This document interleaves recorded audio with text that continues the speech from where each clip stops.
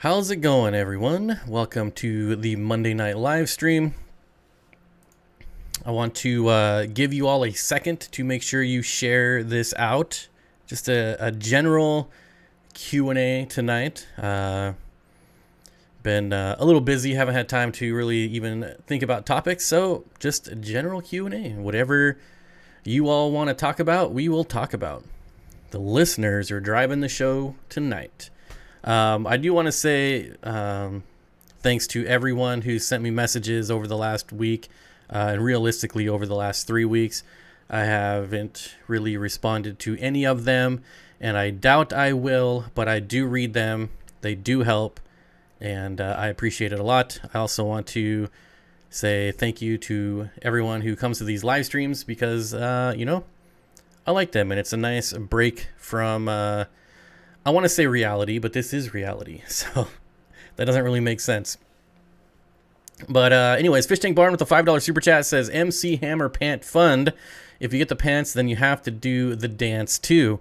Well, luckily, the dance is really easy, so that would not be a problem at all.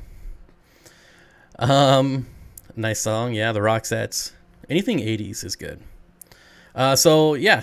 Just share this out if you can. If not, no biggie. We'll just hang out, talk fish. A lot of people before the stream. I usually get here about a half hour before the stream, and we're talking about what they got over the holidays and the new year for fish and fish keeping, which would have been a good topic. So, wish I would have thought of that, but I did not. And yeah, what do we got here? Kevin got 3 pair of Tianacara candida. Diddy? I don't know. If you don't know what those are a little itty bitty, I call them dwarf apistos. So they're just a small dwarf cichlid from South America. Really cool. I call them like dwarf cichlids, or dwarf apistos, but even apistos are small. But these are like really round. They're like a pencil, round and cylinder shape. So they're pretty cool. That's awesome. Someone said they got ick. That's never fun. What else? Melissa L says, I put in an order from the co-op, got more fertilizer. Collecting plants has been my new thing. I go through cycles of collecting plants. I know what that's like. I'm really close to ordering a 32-gallon trash can for water changes, says Mitch. I'm tired of carrying the buckets. I don't blame you. Man, I did the 5-gallon bucket thing for a while until I was finally wisened up to the Python. Oh boy. So yeah, what do you guys get? What was the hybrid you used for the thumbnail? I do not believe it is a hybrid. It is, I guess I should get that out of the way. That is I believe it to be a dwarf snakehead, and we're not going to talk about snakeheads because they're illegal everywhere, and I really don't know much about them, but it was a cool looking fish that I stole from Jimmy and used it for the thumbnail. So there you go. I thought it was a pretty good attention-grabbing fish. So, yeah. I mean, I guess if you guys want to talk about snakeheads, we can, but I don't know anything about them because they're illegal. So, why even bother looking them up? Devin says, I got lots of new fish foods. I think I might stop fish keeping and start fish food collecting. You know, that's another thing I think we've all done. There's been times where I just start buying lots of food, and I don't know why, but it's fun. And honestly, you end up, at least me, I would end up buying so much, like every variety, every flavor, that it would end up going bad before I used it all anyway. So, but it was still fun. Bob, is there a noticeable color difference in male and female blue eye fork-tail rainbows? Boy, if there is, I've never seen it. I'm sure there is, but yeah, I don't know. I've never seen it myself, so I wouldn't think so. But some rainbow nerd will probably say there is slight differences, but you never see them separated by male and female on like wholesale list, whereas sometimes you will see other species separated because lots of time people only want the males. So What else we got going on here? I just put in an order from the co-op, but I'm from Canada, so my order will sit at my border until the border's open. What? I didn't know he was even shipping to Canada. That's crazy. Orphan Slayer asks an interesting question. Says, how do you deal with an ammonia spike while cycling a tank? I don't deal with it. You just wait. That's part of the cycle. So you just have to wait it out. Eventually it'll turn to nitrite, and then it'll turn to nitrates. But if you got an ammonia spike, that just means that your tank is cycling. So yeah, just got to play the waiting game, unfortunately. I know it sucks, but you got to wait. Some people will do like small water changes during the cycle, but I don't water change at all. I just wait for the cycle to be done. Roxanne, in PA, we're supposed to kill them. Invasive. I think they're pretty much invasive everywhere, and I know there's a ton of them in PA and other places, but yeah, still not legal to keep one. Stephen Fletcher says, local Petco had leftover $1 per gallon tanks, just bought a 20 long and a 40 breeder. So we kind of went over this. We spent like 30 minutes on this $1 per gallon sale last week. And I actually got an email today from Petco saying that the $1 per gallon sale is going on right now. So, I mean, I don't want to spend too much time on it again this week, but we spent way too much on it, way too much time last week trying to figure it out. All I can say is, in my area, it's on. I got the email, so the co-op doesn't ship to Canada. Didn't think so. I would imagine if it let you put in the order, though. I know that they were working on, shipping to Canada.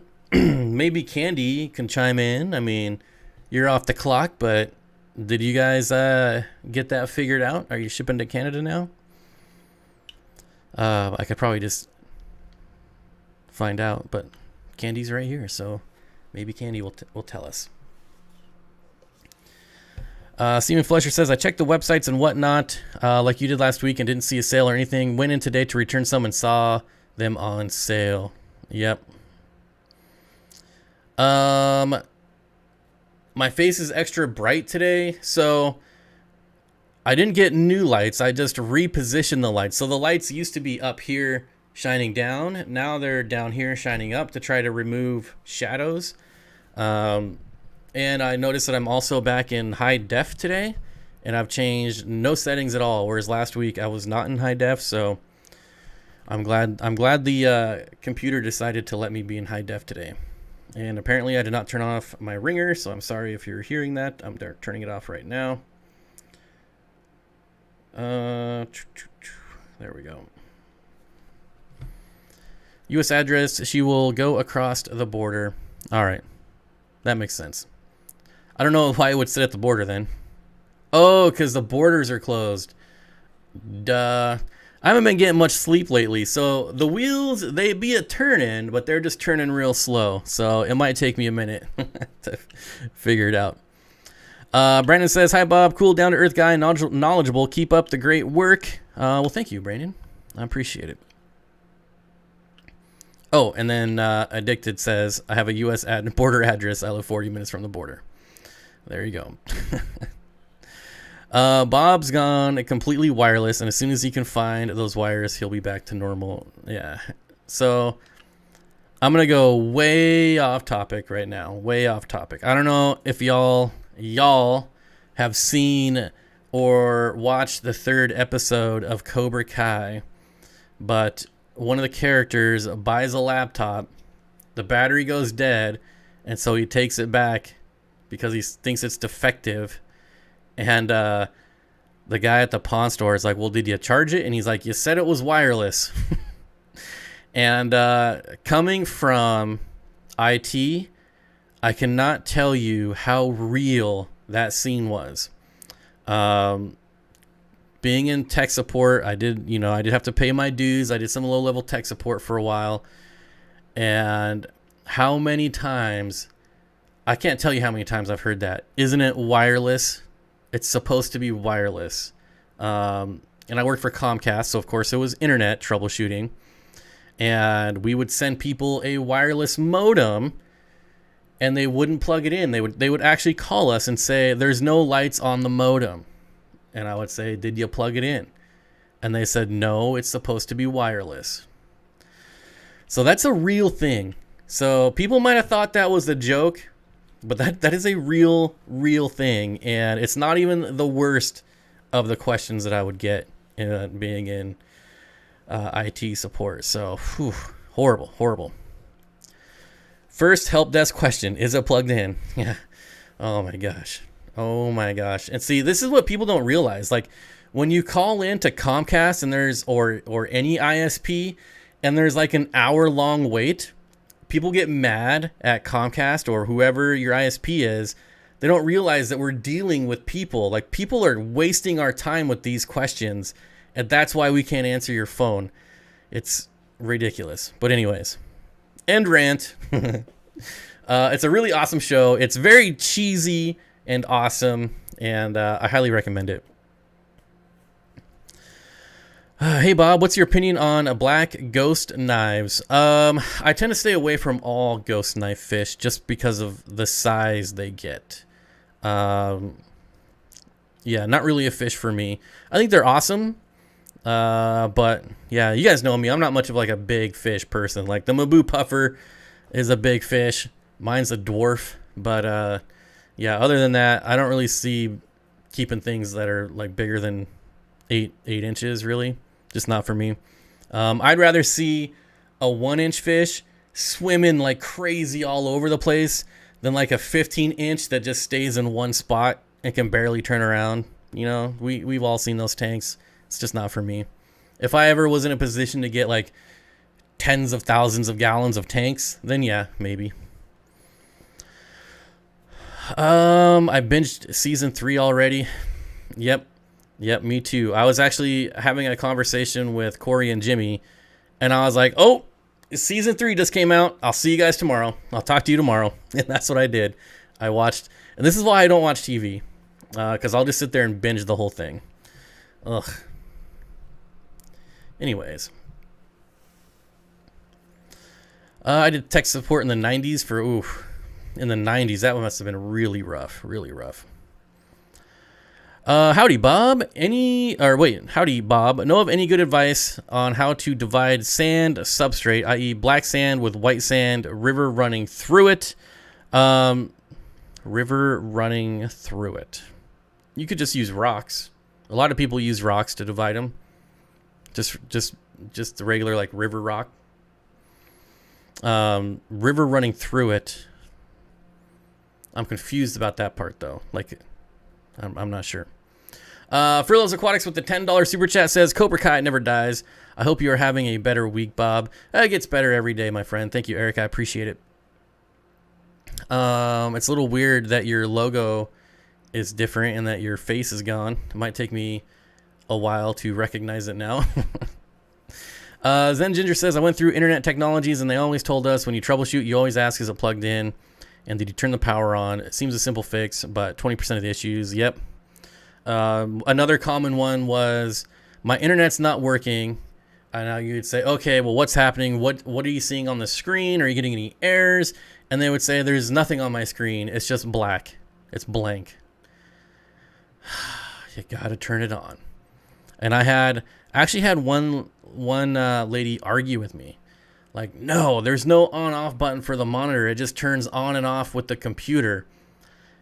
And I'm like, is your computer separate, like a desktop? It's not all in one. You have a desktop somewhere else. And I'm like, she's like, yeah. And I'm like, well, then there is a power button on your monitor. No, there's not. I'm like, all right, well, your internet's fine. I'll talk to you later. Any experience building a false egg scatterer for fish? Yes, well-done tanks. I would just use light diffuser that you can buy at Home Depot. It's that white grated stuff, and it's really that easy. Or you can get any type of screen, and then get like a Tupperware container, put the screen over the container. Obviously, the screen, has to be bigger than the size of the eggs. But you just get like a shallow Tupperware container, screen it, set it on the bottom. They'll scatter them. It'll fall in there. And I think Ted Judy does something similar like that, but don't quote me on that. I might be wrong. What do you think? Chili rasboras with a pair of Apistos and a heavily planted 10-gallon? I think it'll work. You might have some issues if you get a pair of Apistos that spawn. You might have some aggression issues, but normally they don't go. It's one of those things where they don't go out of their way to kill them, but if they come close to their spawn, they might get killed. I bought plastic mesh to try it out. Lighting diffuser has become impossible to find in my area. Really? I guess I haven't really noticed. I mean, I haven't looked for any, so why would I notice? But I guess I'm glad that I have some in the garage. Remind me not to get rid of that. Jenny Lynn says, I love Apistos. Me too. Me too. Regina Phalange, hello. Joe says, do you know of any online store that would carry the Corydoras CW111? Joe, if I knew that, I would buy them all, and there would be none left for anybody else. I have never in my lifetime seen that fish for sale. I don't know where people get them, but I've never seen them for sale in forums, on Aquabid, on online stores. I have emailed almost everyone I know. You know, I just haven't been able to get it. So to answer your question, nope. I don't know. I don't know where to get them. Steenfott Aquatics, biggest lesson from IT, trust but verify, almost always a keyboard to ground fault, i.e. ID 10T issues. Yep. Good old ID 10T. I just ordered 4 red fire apistogrammas. Awesome. Awesome. We definitely need to get more Apistos out in the hobby. What are they? They're a CW111 is a Corydora with it basically looks like a zebra Pleco, except it's a Corydora. Not exactly like a zebra Pleco, but pretty dang close. Pretty dang close. My son once overheard 2 workers discussing how the paper went through the wires to a fax machine. I mean, we could tell horror stories for days. Like, I don't know if you guys have ever seen the IT Crowd, but that is like to a T. To a T. I mean, obviously, I'd say a little bit of exaggeration, but that is a great show. I highly recommend the IT Crowd. Yeah. It's pretty funny. I'm afraid my Pleco will eat my yo-yo loach. That's probably not going to happen. Is it okay if they are together for a night? Loach is about 1.5 inches and Pleco is about 5 to 6 inches. Well, 1 kind of depends on the Pleco. 2, unless that Pleco is like super hungry and you haven't fed it for weeks, it's probably not going to go after other fish. It's pretty rare. I realize that, you know, there's probably people in chat that'll say, hey, Pleco ate my X fish. It's still pretty rare. If you keep them well fed, it's pretty rare. Seeple1333 says the IT Crowd is legit one of my favorite shows. Again, we're going to go way off topic, but you know what? That's just going to happen today. One of my favorite episodes of the IT Crowd is basically there's 2 IT guys, right? And fast forward to the end of the episode, they're walking down the street and there's like a bomb squad and they're trying to defuse a bomb, and you know it's hooked up to a computer, and they're like, we're IT guys, you know, and basically they go to try to stop the bomb, and they're like, what's the operating system? And they say, oh, it's Windows Vista, and they're like, oh, we're all gonna die. And it's way funnier if you just go watch it, right? Like, I'm not a storyteller, so but it cracks me up every time. Oh my gosh, Windows Vista, we're all gonna die. What is the any key? Any key. Yep, Homer Simpson looking for the any key. Steenfott Aquatics, where did you get those shrimp the size of your head? So a mono shrimp, I know you're joking, but they do get like 3 inches. A lot of people don't realize this. You know, you buy them a lot smaller. But I've got some monster mono shrimp. Steenfott Aquatics, it's me, says, love the lost goth from the server room. Another IT crowd reference. 29 gallon with Neos, CBDs, autos, and Amanos, and various snails looking for centerpiece fish or fishes. Well, I gotta tell you, I am quickly falling in love with my dwarf honey gouramis, and I would recommend some of those. I love those fish. And I'm downsizing a lot, almost everything, as a matter of fact. And I'm really torn on getting rid of those. I realize that they're not rare at all. You can get them at any time. But, I mean, these ones are mine. So if I can keep them, I'm going to keep them. If not, then unfortunately I'll have to get rid of them. But dwarf honey gouramis, really awesome fish.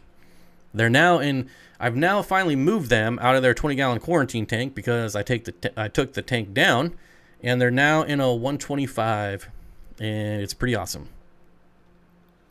I could go for a tab. How much did you end up with donations last week? I remember somebody giving 500. Yeah, and I definitely need to again thank everyone. I really didn't know what to do or say while that was going on. It was pretty crazy. We definitely set a record, and I'm so very lucky that you guys did that for me, and very appreciative. So thank you to everyone who was here last week and participated in that. It was unexpected and very much appreciated. Appreciated. I don't know, but yeah. I might have shed a tear or two after that live stream. It was pretty emotional. Windows ME was the worst. I don't know. Vista was really bad. Steven says, my dwarf honey gouramis are really shy, constantly hiding. I don't have that problem. They must be unhappy. Well, I'm not going to say must be, but they might be unhappy with something. Maybe it's water parameters. Maybe you need some dither fish in there to make them feel more secure. Boy, when they were in my 20-gallon, they didn't hide at all. And now in the 125, they're just all over the place. But there's like 100 fish in there at this point. So definitely don't have issues with dither fish there. Oh, man. Does anyone know why my small dwarf aquarium lily is crinkled and some leaves... skinny leaves and long? I couldn't say, but if you Google aquarium plant deficiencies, there'll be a chart that comes up, and you can it'll show like a bunch of different leaves with a bunch of different deficiencies, and you can see like, okay, mine looks like that. That's the deficiency, and maybe that will help you out. So aquarium plant deficiencies chart might help as well. Ever keep any black water tanks? Just glow, fish just glow in the tannins. Not purposely. So I've had tannins come in and do their thing for a little while, but they always eventually go away because the tank's not specifically set up for tannins. So, water changes, etc. Eventually they stop leaching. Wood stops leaching tannins. But I always do like it. I've always wanted to do like something like a headlight, taillight tetra in a black water setup. I think that would be really cool.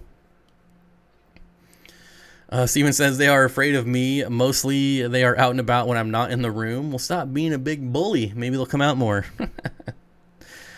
Just kidding. You seem very sincere and down to earth, and I hope and pray you stick around with us wherever you go. Well, it's basically my only option. So this is kind of my full-time gig. If I stop doing this, then I'm really in trouble.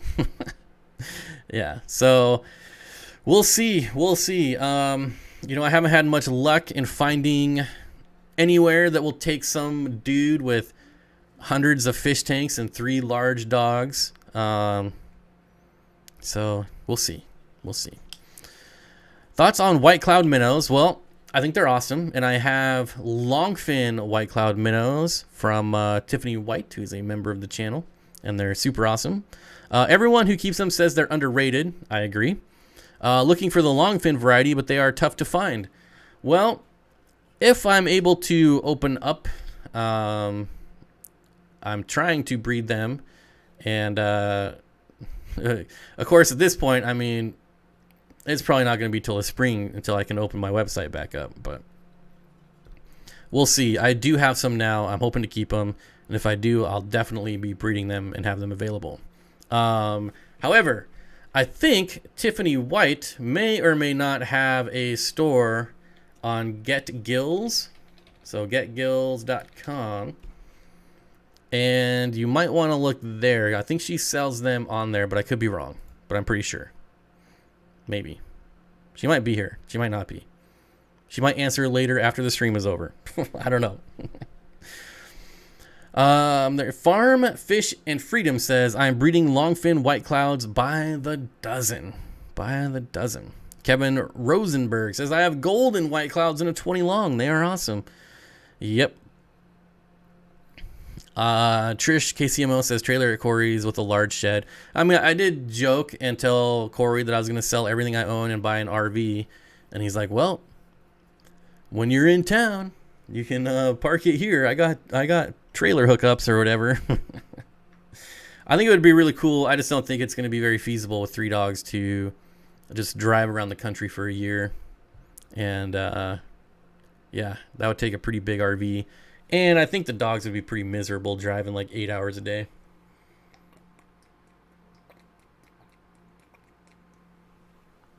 Oh, that's so good.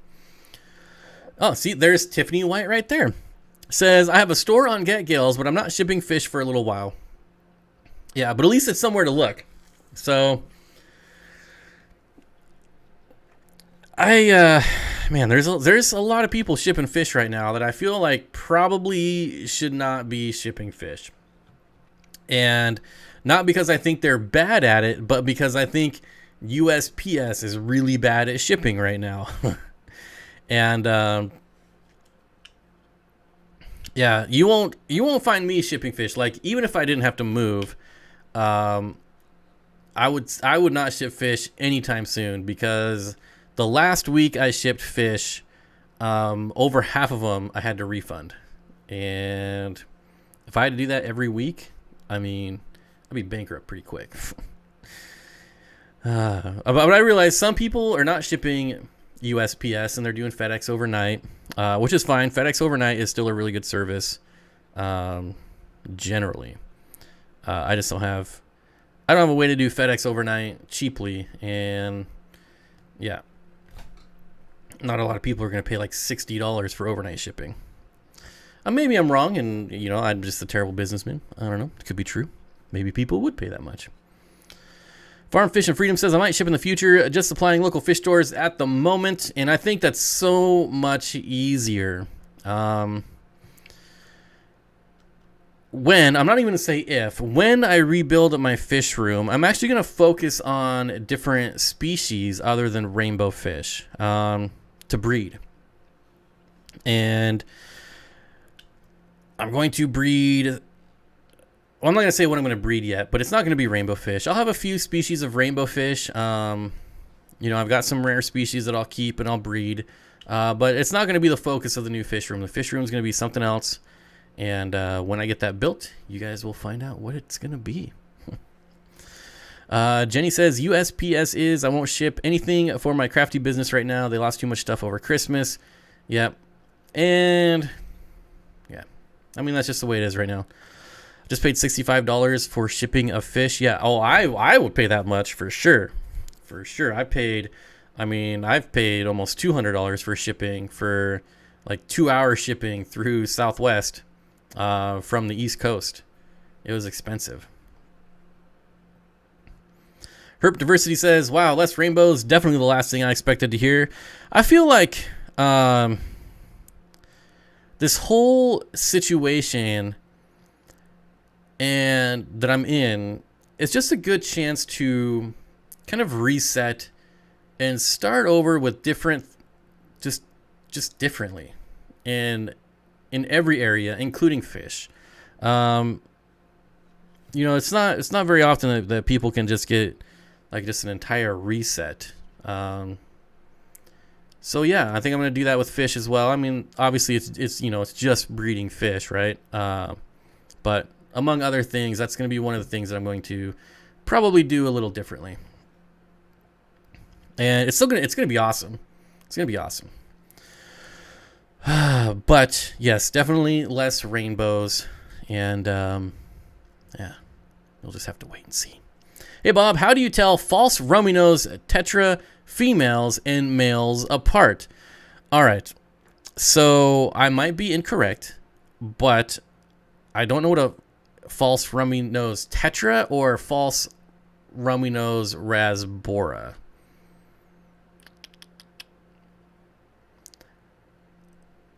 Or if you have a scientific name, that would help.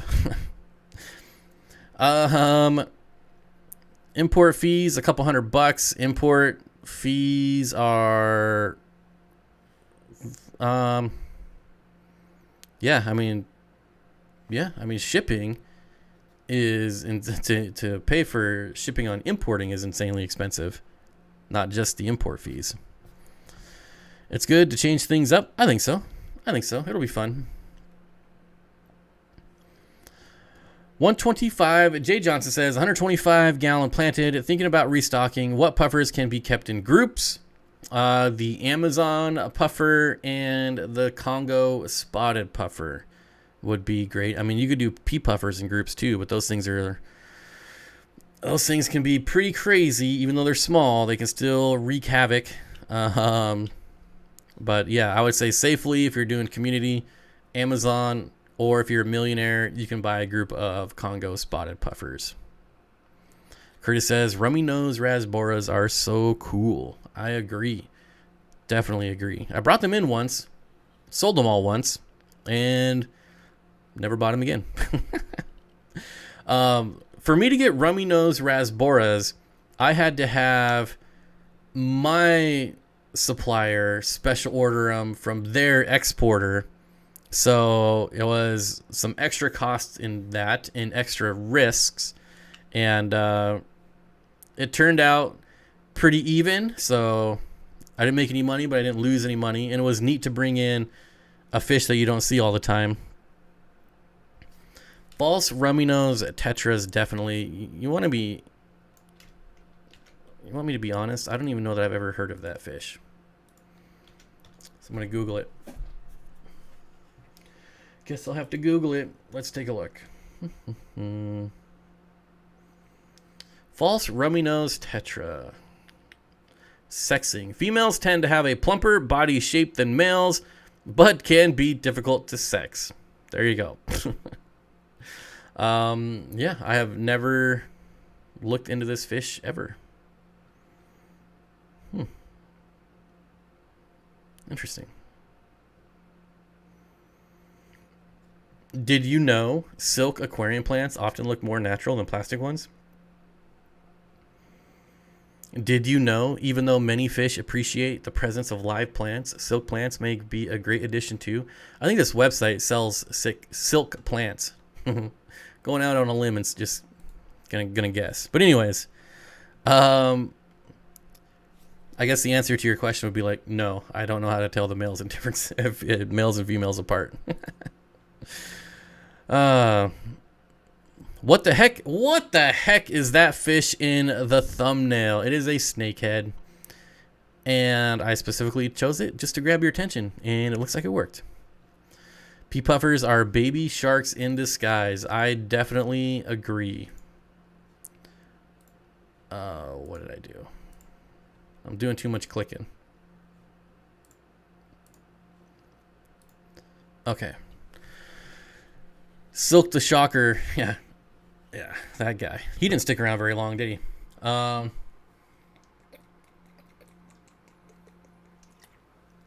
Nowadays, I don't think you can have your name be the Shocker and taken seriously. I wonder if that's why he went away.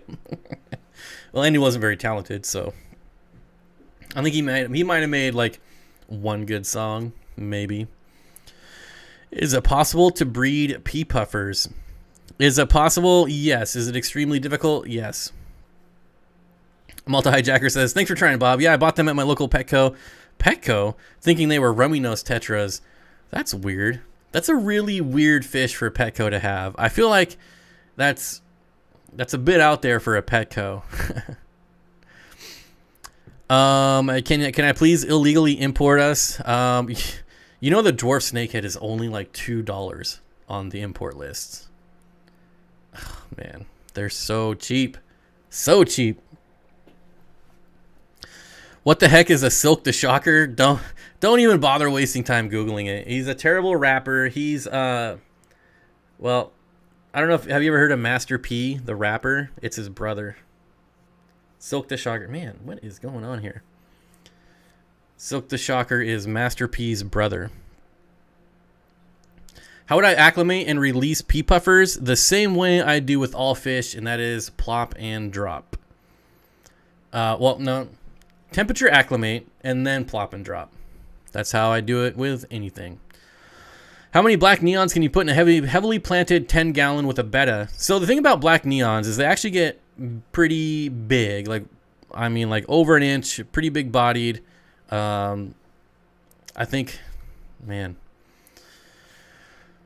I honestly don't think I would do black neons in a 10-gallon. But if I did, I probably wouldn't do more than like eight, because they're gonna get pretty good size. There's one plant you're actually excited to pull out and see root growth. Is there one plant? Boy, I know when I pull out plants, the last thing I want to see is roots, because with the roots comes all the substrate, all the mulm. Is there anything I'm excited to see? I'm just excited to see growth in general. Not necessarily, whether it's roots or plant or leaves, whatever it is. Stop rubbing. I will do what I want. If I want to rub my eyes, I will rub my eyes. It's just going to happen. Steenfott Aquatics, and you keep pea puffer by themselves. I wouldn't recommend it. They are a very social fish. In the wild, they're in groups of like thousands. If you ever see videos of them in the wild, there's just giant schools of them. So yeah, I wouldn't. I realize a lot of people do. I did for a little while just because I got one by accident and I wasn't about to go buy 100 more of them. So yeah, crypts, because I struggled to grow them so much.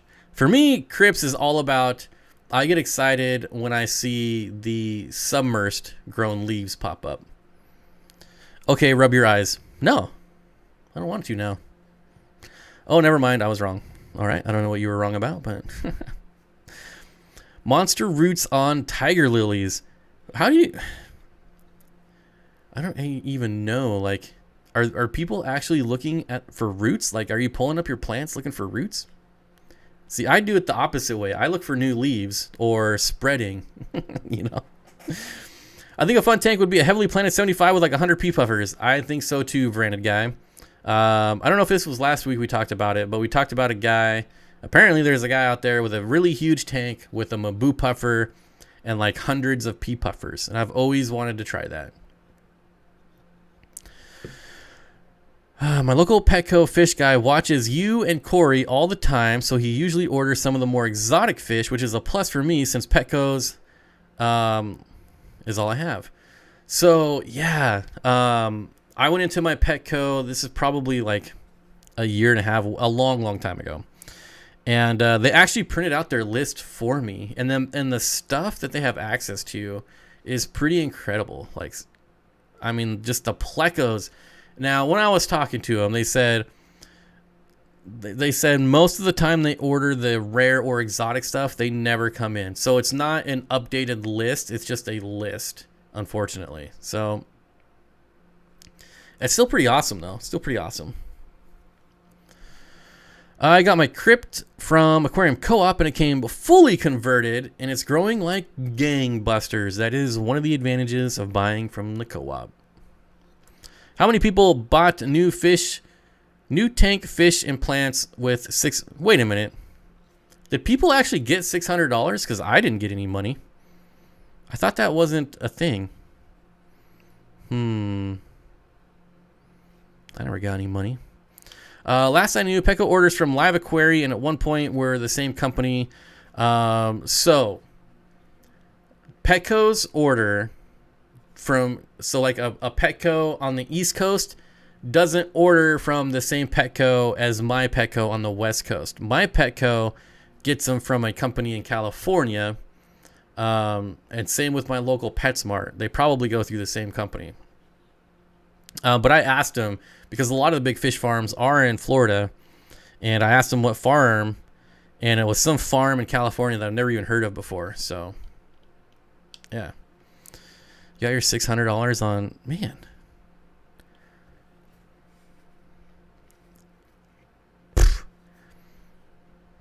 I never got $600. I haven't received my first stimulus yet. That's all right, dude. I got it for you. They sent it to my house. Moonstone Aquatics says, why are there 383 people in this room and only 173 likes? Why, though? Please tap the like. Thank you, Moonstone Aquatics. Do not forget to hit the like button. Michael Phillips says, no COVID checks yet. I got $70 last time. $70, like head bucks. I think the government is out to get you. They're always out to get me. We bought chromosomes, chrosomas, northern red-bellied dace, and Japanese ricefish night rider. That's awesome. I need some more rice fish in my life for sure.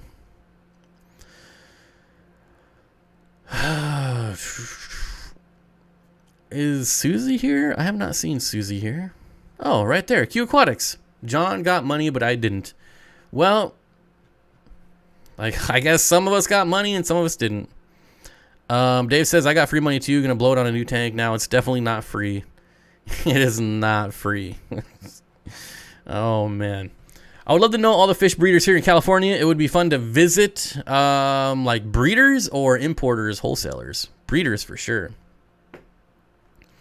Matthew says, I use my stimulus money to buy a floor jack. Awesome being an adult. I don't know. I guess I just get left out. No biggie. Floor jack, huh? Let's see. I finally tossed my Tiger Lotus. I've had nothing but algae trouble since adding it. I could see adding a fast growing plant like that causing some sort of imbalance. I guess that makes sense. All right, so here is a highly debated question on the internet. Is Eco Complete no good? Sorry, I don't speak Spanish. No good for pygmy/panda cories. I have kept numerous pandas on Eco Complete with no problem. However, you can go on the internet and you will get lambasted if you tell Cory people that you keep them on Eco Complete. Again, I've had no issues. There's just as many people that'll say it's just fine as there are people that'll say, no, you can't do that. What are you, crazy? Kyle, the bearded fish keeper. What's good 20-gallon canister filter on the cheap? None. There's no such thing. Because canister filters are just not good. I'm just kidding, but maybe the Phoenix something X360. Is that still a thing? That's one of the few canister filters that I actually like. Phoenix, is it the PX360? That sounds right. I don't know if it's cheap though, honestly. Let's look. I mean, it's $50. I don't. Is that might be cheap? It might not be. I can tell you that I love this canister filter, and I just took 2 of them to the dump. So yeah.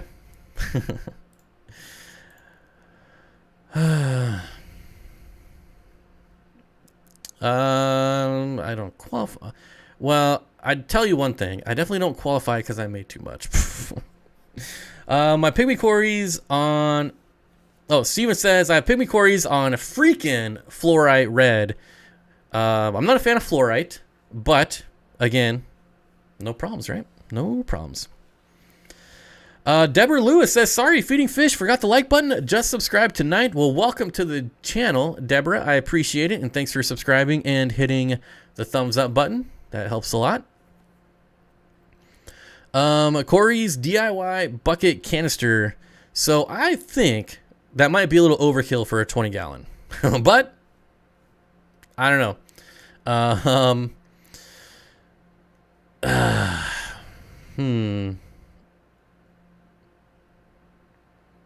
Yeah. Oh, Kyle says, yep, that's cheap. Yeah, and I think you can. I think the co-op might even sell that. I'm probably not. I might be wrong. But it's like $50 on Amazon, and I think it's amazing. I've never had any issues with that filter at all.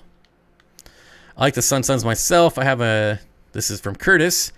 I like the Sun-Suns. I have an HW303B and an HW304B, and just ordered the HW3000. 3000. Corey always talks about Corydoras on spiky gravel in Peru. Yeah, I mean, I think there's definitely some instances where Corys can rub off their barbel. I mean, it does happen, but I don't know. I think if you're keeping them well fed, I think that's going to prevent them from really digging into the substrate. And so, I don't know. I personally have never had an issue with it because I overfeed all my fish. So, Mark Sturlson, I hope I pronounced that right. Welcome to the Dream Team, my friend. I really appreciate it. There's some pretty cool videos in the members section. Some of them have nothing to do with fish, which is why they're in there. So check them out if you want. I appreciate it. Thanks for becoming a member. PRJ, since 1990, says, oh, I lost it. Oh, hey, Bob. I'm one of those Cory people that have kept Corys on Eco-Complete, gravel, sand, and bare bottom. It's totally fine no matter what people choose. They do their thing. Yeah, I feel like you really have to starve out some Corys for them to really start digging around. But, you know, that's just one of my theories. Rach says, keep Panda Corys, but shoot not Scarlet Temple. I bought 4 from the co-op. All died. No green thumb here. All other of their plants thrived. Bummer, because I really enjoy the reds. Yeah. So the thing about red plants is they're not always going to be red. So just keep that in mind. There's a lot of factors that go into making plants red. And Scarlet Temple is definitely one of those finicky plants. I've been able to grow it, and I've also had it just die every time. So it's just really finicky plant in general. And I'm sure people will chime in here and be like, I have no problem growing that plant. Well, good for you. Texas Fish Room, what's up, buddy? Sun HW3000 are good canisters. I have 3 of them. 3 of them, man. I don't know how you guys can deal with maintenance on that many canister filters. I mean, I had one FX6, and after like the 3rd time, I was like, nope, selling it. I'm getting rid of it cheap. Canister filters, no good. No bueno. How to keep baby Corydoras alive? Can they be outcompeted by snails and shrimp? I mean, the easiest thing for you can do is separate the eggs when the eggs are laid, and put them in like a bare bottom tank.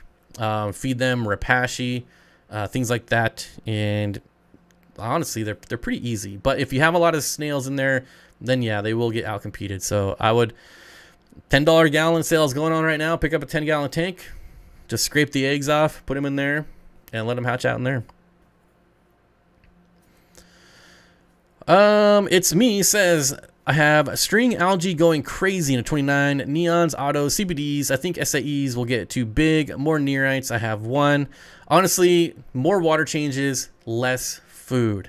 So I would do like a 50% water change. If it was me, do this at your own risk. I would do a 50% water change, and the nice thing about string algae is that it's really easy to pull out. You can do it with like a toothbrush. Get an old toothbrush and just swirl it around, and it'll all just collect. Pull it all out.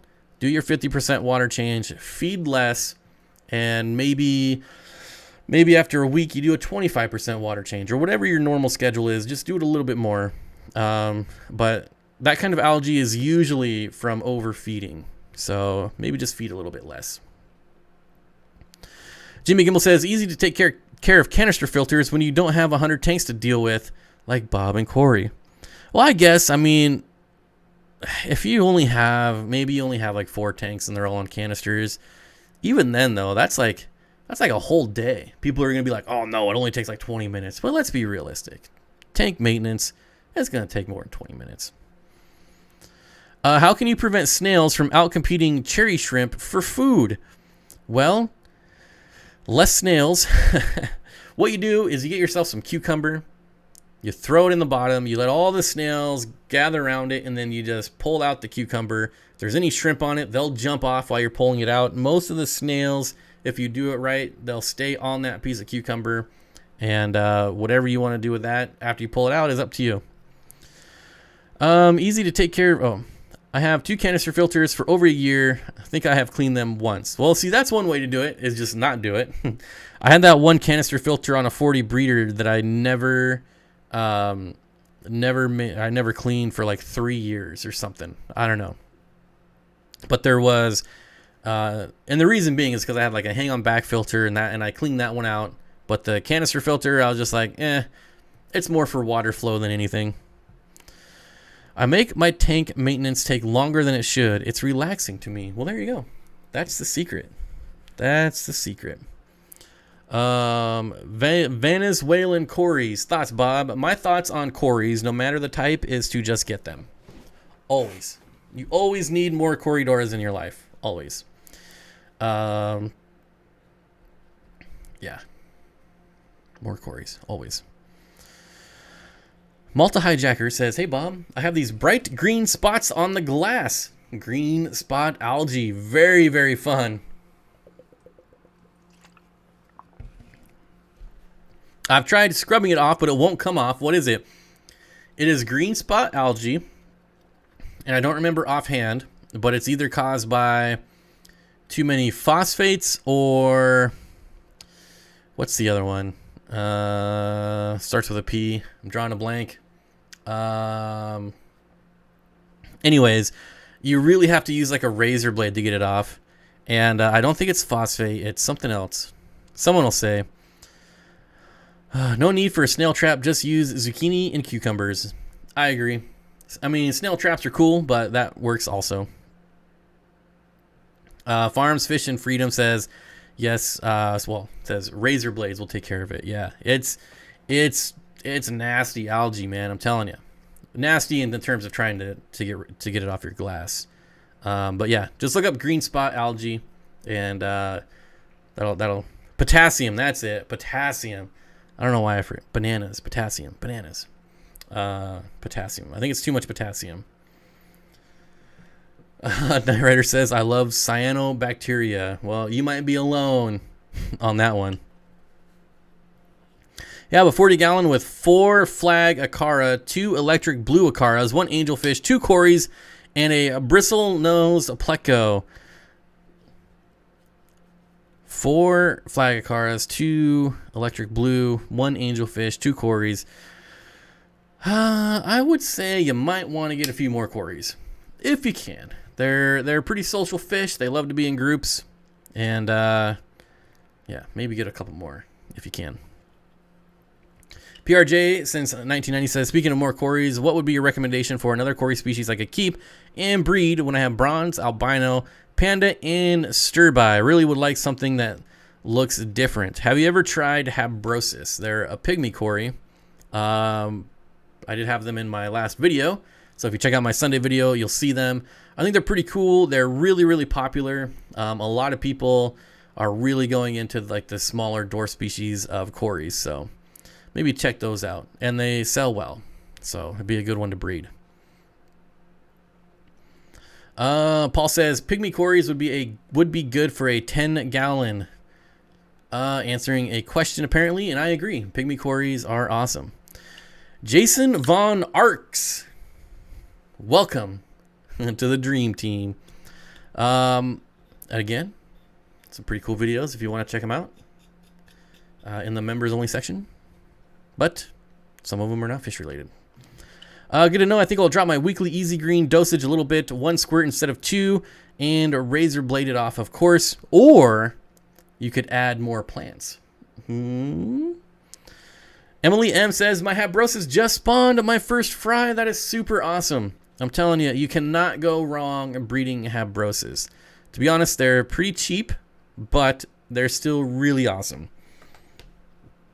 I think they're what, like $4, something like that, but still really awesome. I highly recommend breeding them. PRJ since 1990, thanks Bob. I'm trying to get my hands on some habrosis. They do look cool and they do swim mid-water too, don't they? Yes, all pygmy Corydoras. Or if you can find, well, I mean, so there's the Hastatus, Corydoras, Hastatus. They're not as easy to breed. They're a little bit more finicky, but if you can get those, that would be another good one. Or even just the pygmy Corys. I'm telling you, all those dwarf species of Corydoras sell so fast. It's crazy. Ham Aquatics says, I guess that means I better not feed my tanks bananas. B-A-N-A-N-A-S. Steenfott Aquatics are the small piston air pumps, quieter than a diaphragm pump that has gotten noisy. My 75 gallon is by my bed and keep having to replace air pumps after a few months because they get loud. Small, I mean, the quietest pump I've ever seen is the linear piston pump. So if you can get one of those that's economical for one tank, I don't even know if they make them that small, but if you can find one, then yes, they are way quieter. Even the bigger ones, like the ones I used to run my fish room, you can't hear them at all. Like the only thing you hear is the bubbles coming out of the tanks. Wood Aquarium Co-op shipped me a 3-gallon kit tank. So I'm not an employee of the Aquarium Co-op. I don't work for them. I'm not sponsored by them. That being said, I don't think they would, but you might. If it's not on the website, then they definitely won't. So I guess that would. Well, I would say if it's not on the website, then I assume they won't. I know there's not very many people that are a fan of shipping fish tanks because they break in the mail a lot. And they're already super expensive to ship. And if you have to ship replacements, then it gets really costly, really costly. We shipped a terrarium to Candy, and we had to do it twice because the first one UPS broke. So it's just, they always break in the mail, I feel. Well, I'm not going to say always, but pretty high odds of them breaking in the mail. Have you ever kept dwarf green rasboras? Yes, I have them right now. I used to. Well, if you go to my website, you'll see that I have them listed for sale. I mean, they're out of stock because I'm not shipping. But yeah, that's one of my favorite all-time rasboras. Is the, well, dwarf green rasbora. I'm thinking neon green rasbora. So if that's the same fish, which I'm thinking it is. Mainly Betta says the co-op USB air pumps are awesome for what they are. Great to have a few of them on hand in the fish room. Yeah, I think I probably have about I think I'm up to like a half a dozen of them by now. I use them outside with solar panels for my ponds outside. They work really well for that. They're super efficient. Would nearite snails eat green spot algae? People will tell you they will, but in my experience, they won't. Technically, they will, but I think there's way more things in the aquarium that are far easier to eat than green spot algae. So just like it's hard for us to take it off the glass, it's hard for them to take it off the glass too. So if they have a better option, they're going to take it, which is usually fish food or pellets or whatever else you might, throw in the aquarium.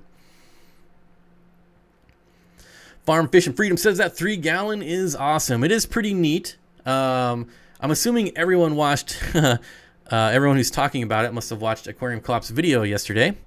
And I will say that tank, just to warn you, looks way bigger on camera than it does in person. So it is an awesome tank. but it does look way bigger on camera. When you see it on person, you're like, that is small. It is definitely a nano tank. So just keep that in mind if you're gonna rush out and order one or buy some from somewhere. Jimmy does a really good job at making those tanks look way bigger than they are. I think it's just a fact. You use a macro lens on something and it just makes everything look bigger. Or I'm just an idiot, but they do to me. It does to me. It looks way bigger on camera to me than it does in person. I think my colony of panacories have gone away. They were going on 3 years, and after I added a mono shrimp, I never got babies again. I miss them. A mono shrimp will definitely eat Corydora eggs. For sure. Hi, Bob, Candy, and all. Stopped in to leave a thumbs up. Thank you, Dragon Lair. Got to be up by 4:30 a.m. Whew. I'm trying to eat and get ready for bed. Well, thanks for stopping by and leaving a thumbs up. I appreciate it, buddy. Hopefully the snakes are doing well. Maybe you have some good news coming. Maybe. Candy out here exposing all their secrets. It isn't actually 3 gallons. Oh, snap. Oh, it's probably like 2.95. Technically, it's not 3 gallons.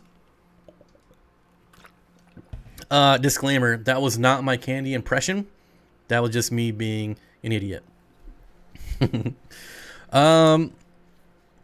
Steenfott Aquatics bought 2 FX6 on sale, but having doubt installing them. One for a 75-gallon Mbuna tank and a 60-gallon live bear tank. Currently have 2 sponge filters and 2 hang-on bags. What would you do?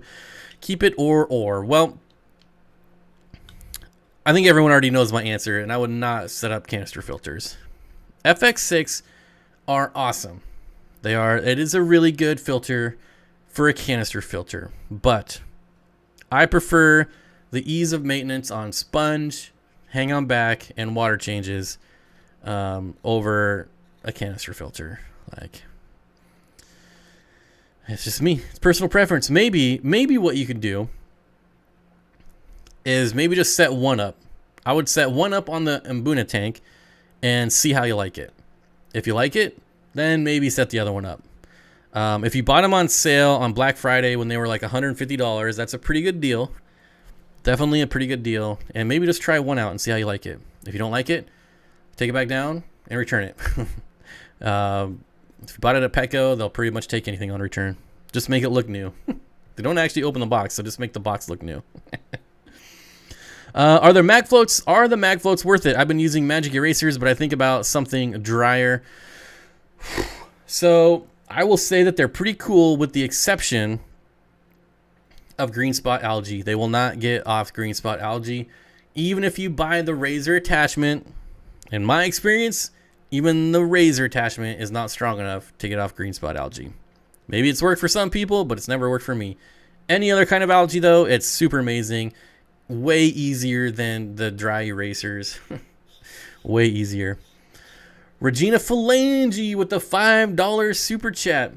I don't know if there's any Office fans here, but I learned something not too long ago. And Jenna Fisher, her real name is Regina. That's her real name. But she goes by Jenna Fisher. I don't know where she got Jenna from. But her real name is Regina. So there you go. The more you know. Old Pam Beasley's real name is Regina. Why are mag floats so dang expensive? Because you only have to buy them once. And usually things you only have to buy once are going to be a little bit more expensive. I got some Serpent tetras and 2/3 died. All my other fish do fine. What could have gone wrong with the tetras? So many things. You could have just got bad ones from the start. A lot of these fish go through a lot of stress. You got to remember they're coming from, in a matter of less than a week, right? They're going from a wholesaler, and sometimes an importer, to the next day going to a wholesaler, to the next day going to a fish store, and then the next day going to your house. So stress is definitely can be a big contributor. I mean, that's a lot of travel in a short time. Other issues could be they just don't like your water parameters. Could be something as simple as that. But without actually like testing, you definitely, if you have a large die-off like that, you definitely want to be testing your water. So get a test kit if you don't have one. Make sure all your water is fine. I realize, you say all the other fish are fine, but maybe your nitrates are at 100 parts per million and your current fish can tolerate that no problem, and maybe your new fish can't. So a lot of times what happens is a lot of things happen over the years in your aquarium, and your fish that have been in your aquarium the whole time will adjust to that over the years. So while it might be good for the fish that are in there, it might not be good for new fish, if that makes any sense. I hope it does. It made sense in my brain. Rach with the $5 super chat. Thank you. I appreciate it. Cruz says, I disagree, Bob. The razor attachment took green spot algae off yesterday on my 72. It did take a few swipes though. So, okay, I guess let me add a disclaimer to the razor. The only one I have used is the razor attachment for the acrylic version of the MagFloat. I've never tried the razor on the glass. Not that I know. It might not be any difference, but also you gotta think, like, are you using it on a 55 and I'm using it on a 75? 75 has thicker glass, so the magnet's not going to be as strong. So if you took a razor on like a 10 gallon, yeah, it's probably going to get green spot algae off.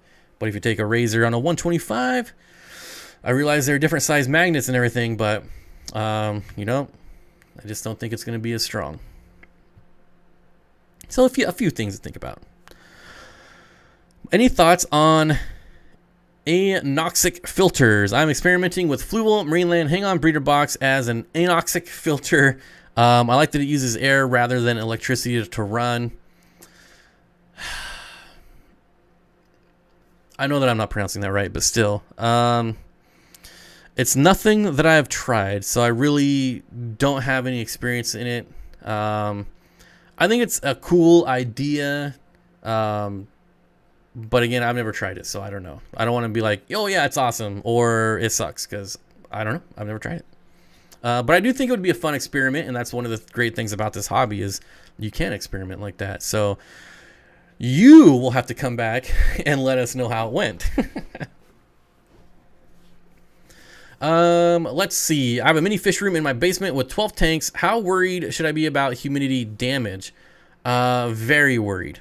Definitely, you can go on Amazon and get hygrometer, whatever, for like $10 and monitor your humidity. And if it's over 50%, I'd probably be worried about like mold and mildew. Yeah. So humidity can cause a lot of damage over time. So I would definitely take it seriously. When I raised some Cory fry, some had a curved spine tail and I had to cull. Was this water or food quality, something I did, or natural deformity? So I haven't had any experience with that, Laura, with Cory's, but it's something that I experience all the time with guppies. Anytime I start like a new colony, the bent spine things is way more common in guppies than it is in Cory's. But I usually have to go through a couple generations of culling to get rid of the bent spine, unless I'm already getting it from like another hobbyist who already went through that pain of breeding multiple generations.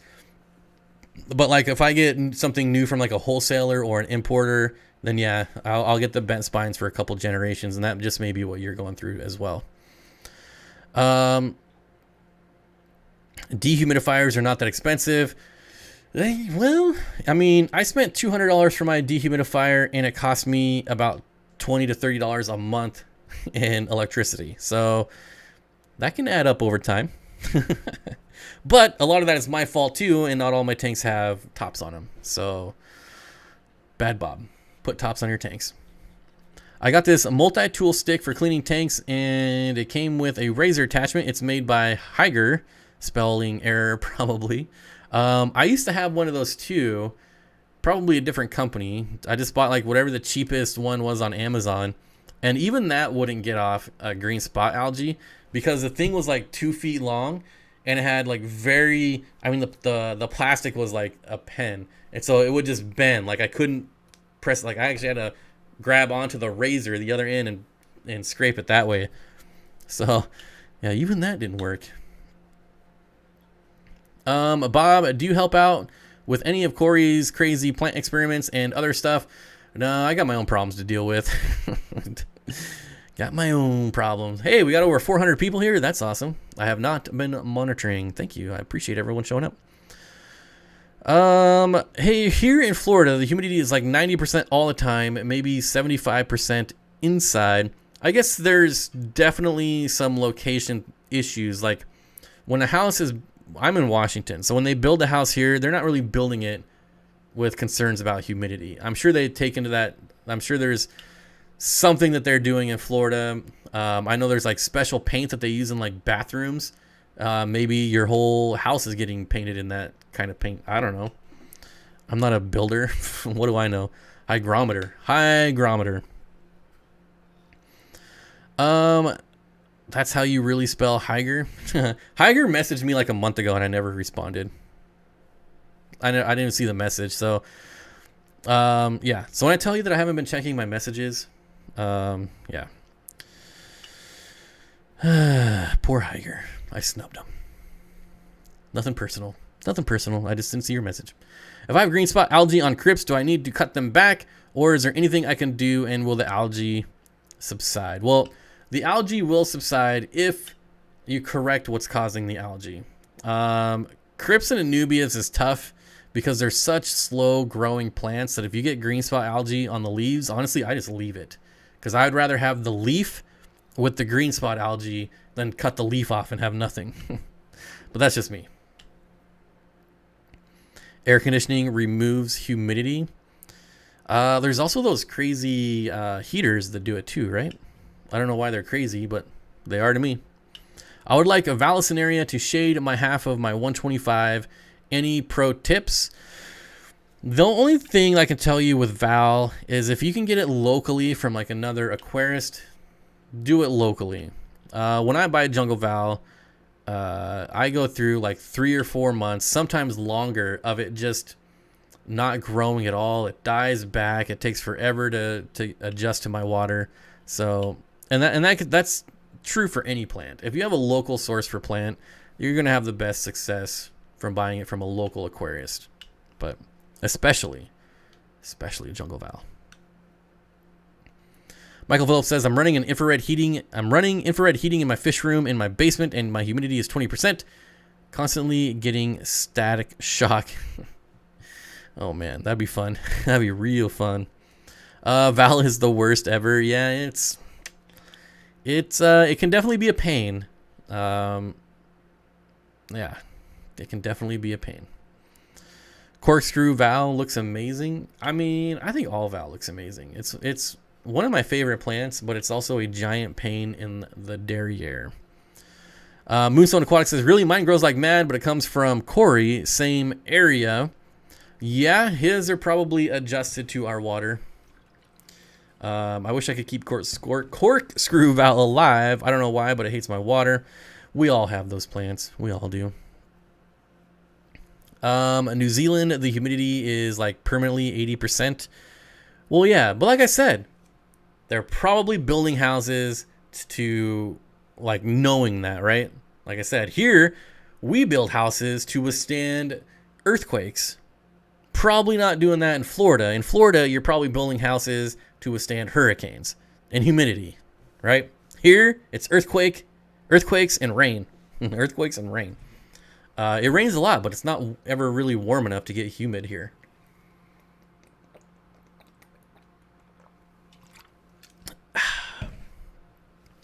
Michael Faulkner says, got some Val from the co-op, so fingers crossed. You know, I should probably buy some Val there. Honestly, I've gotten Val from a lot of places, but never from the co-op. Fish Tank Barn sends me Val, and it takes like 6 months to adjust to my water. It's horrible. It's not his fault. He comes from hard water. I'm in soft water. Takes forever to transition. Maybe next time I'll try buying it from the co-op. Ever order shrimp online? Are they good? Are they good at surviving shipping? K Stew, shrimp are one of the easiest things as far as like live aquatic animals. I would say the only thing easier are snails. Shrimp are insanely easy at shipping. You really have to do something wrong. That being said, I'm sure at some point I shipped shrimp and they didn't make it. And that person's probably watching it, listening to me saying how easy they are, and I killed their shrimp. I don't know if I've ever had to resend shrimp. I'm sure I probably have. Generally speaking, though, shrimp ship really well. Really, really well. Barbara Jackson. Slow-growing plants getting algae. Fast-growing plants need constant trimming. If it isn't one thing, it's another. Yep. Personally, I love algae. It doesn't bother me. Even green spot algae. The only reason I don't like green spot algae is if it gets on the front pane of the glass for filming. If I didn't have a YouTube channel, I wouldn't care at all if there was green spot algae on the front pane. Freshwater Canuck says, I have a cross between Italian val and something else, trying to figure it out. There's so many different kinds of vals, and they're all like wrongly labeled. That, to me, I just call everything jungle val, and people get pissed off. Like, I'll call Italian val jungle val, and people, I'll get like 20 comments every time. That's Italian val. Arr. It's like, who cares? It's val, and we all know. We all know. Get over it. Make a bucket filter from a 2-gallon bucket for a 20-gallon tank. Okay. Well, I guess 2-gallon. I don't even think I've ever seen a 2-gallon bucket. How many mystery snails should I keep in a 20-gallon long? I have 2 plecos and 5 cherry barbs in there now. So, Patrick, I'm just going to go out and say that I am not a fan of mystery snails at all. I think they're really cool, but they are... I mean, if you buy 3 of them, you could potentially have like 1 million of them if you let them spawn. That is the nice thing about mystery snails, is that you can prevent them from spawning. But the other thing is they're like the goldfish of the snail world, meaning they create a lot of waste. So while, yeah, you could put like 8 of them in a 20 long, it's going to create a lot of waste. If anything, I would just do a couple, maybe 3 at most, and call it good. And I would definitely raise the water line so that they cannot get out of the water. If they can get out of the water, they're going to breed. And that's when you're going to get 1 billion of them. Just call them Valerie. Valerie Val. I like it. It's Valerie Val. Kenny knows a thing or two about mystery snails. All right. Okay. I got here, not sure I saw my recent post, but this is Michael Wentworth. Decided to start making content. J.G. Wentworth, we need cash now. Snails are cool once they get established, but can be super annoying. I like all snails. I actually like pond and bladder snails more than nearite and mystery snails, if you can believe that. You can get some really cool looking nearite snails, but I hate that they leave their eggs. And I swear, nearite snail eggs are even harder to get off than green spot algae. They're stuck on there with some kind of glue I don't even know, like alien glue. And mystery snails, like I said, there's nothing worse than a mystery snail egg managing to crawl out of your aquarium, drying up and dying. Ugh.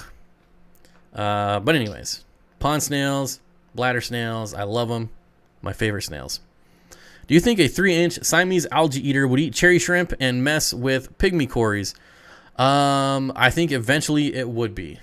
So you gotta remember, Siamese algae eaters get like 5-6 inches. So while it may only be 3 inches right now, it's gonna get a lot bigger. Ponds are fantastic. I agree. How can you not like mystery snails? Just for that reason. I hate finding empty snail shells all over my fish room, and they can travel a long ways before they dry up and die.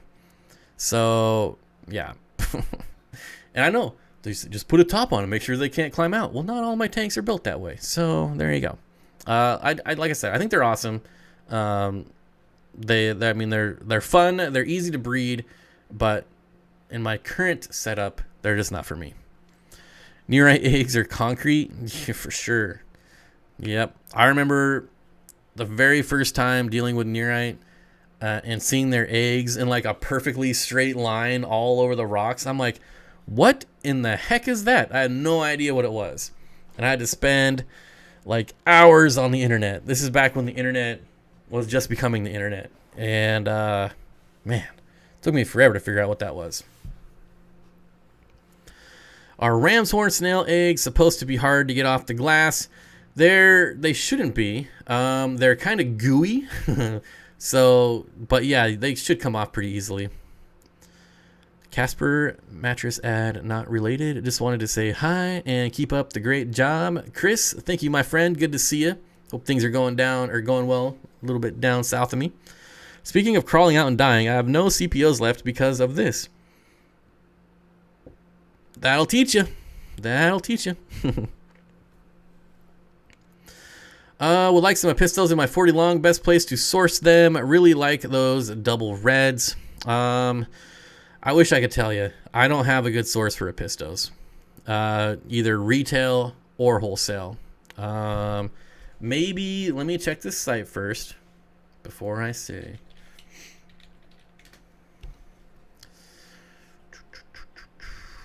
Nope, that's not the site I was thinking of, because there are no Apistos here. Oh, man.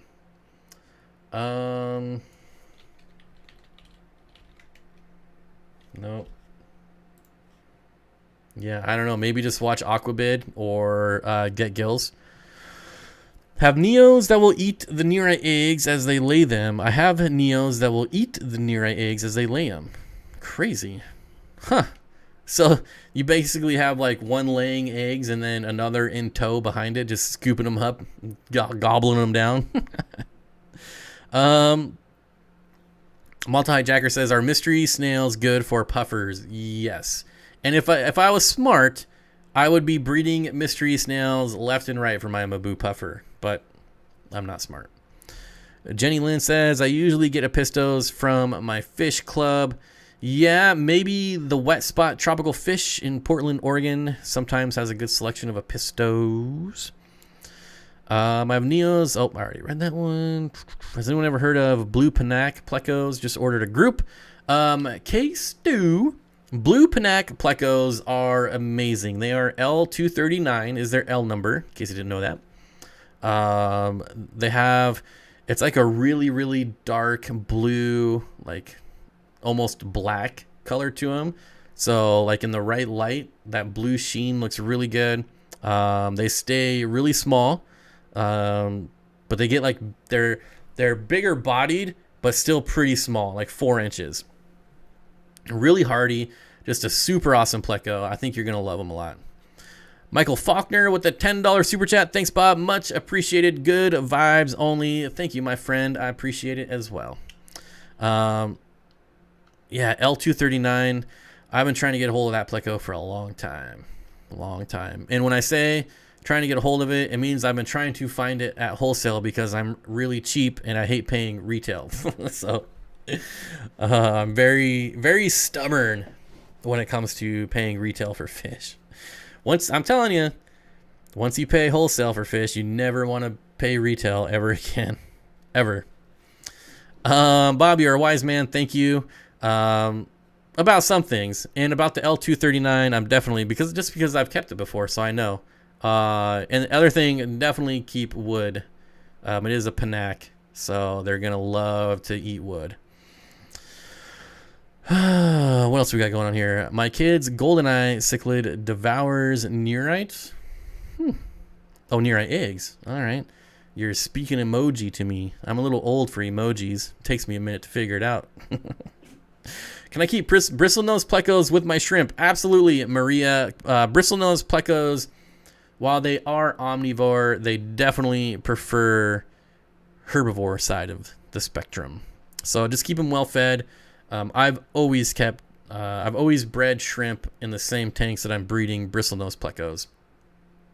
And I got a 125-gallon tank that is just full of longfin green dragon plecos and also chocolate shrimp, chocolate neos. So, yep. I wish Ranger plecos were easier to ID. I wish all plecos were easier to ID. Same with Corydoras. Now, some Corydoras are obviously easy, but there's like 100 species of Corydoras that all look like Agassiz. So yeah, it can be interesting at sometimes. At times. Regina Flandy says, I just ordered some from Live Aquaria. I'll let you know how it goes. Live Aquarium, man, that's iffy. Like, I feel like you're gambling. And that's coming from someone who's never bought from Live Aquaria, but at the same time, I kind of know their reputation. So, keep my fingers crossed for you. Hopefully, everything goes well. Jenny Lynn says, I saw some snow white bristlenose plecos. Yeah, I'm still skeptical of those. Every snow white bristlenose pleco I've seen looks like an albino pleco to me.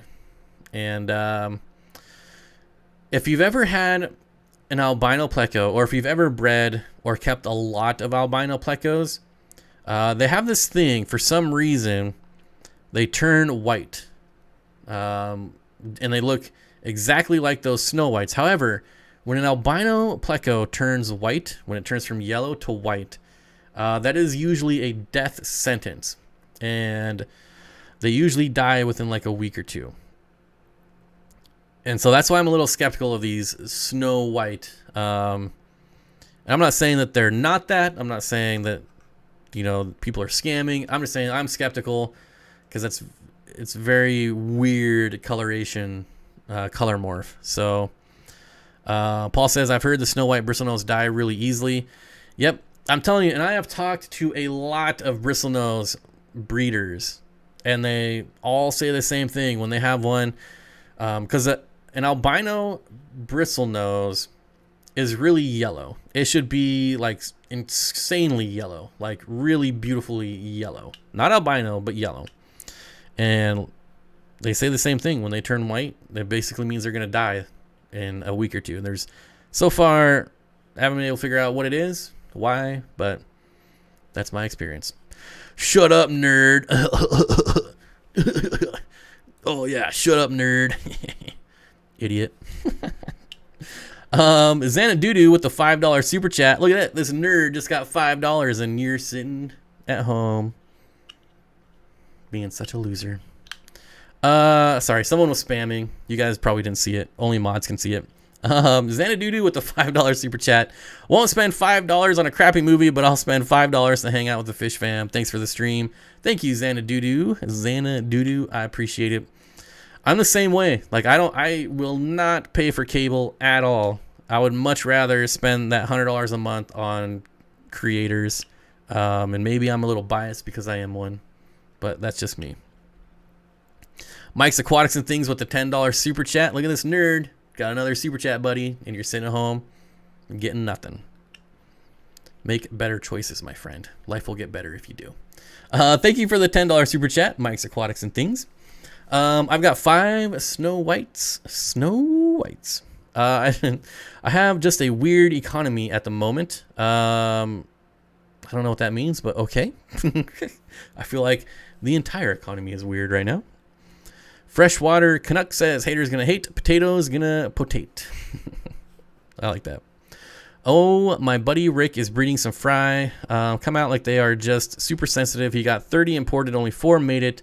Eggs and caves for second batch. Yeah, it's I'm skeptical of them the same way that I'm skeptical of the neon green jade neo shrimp, right?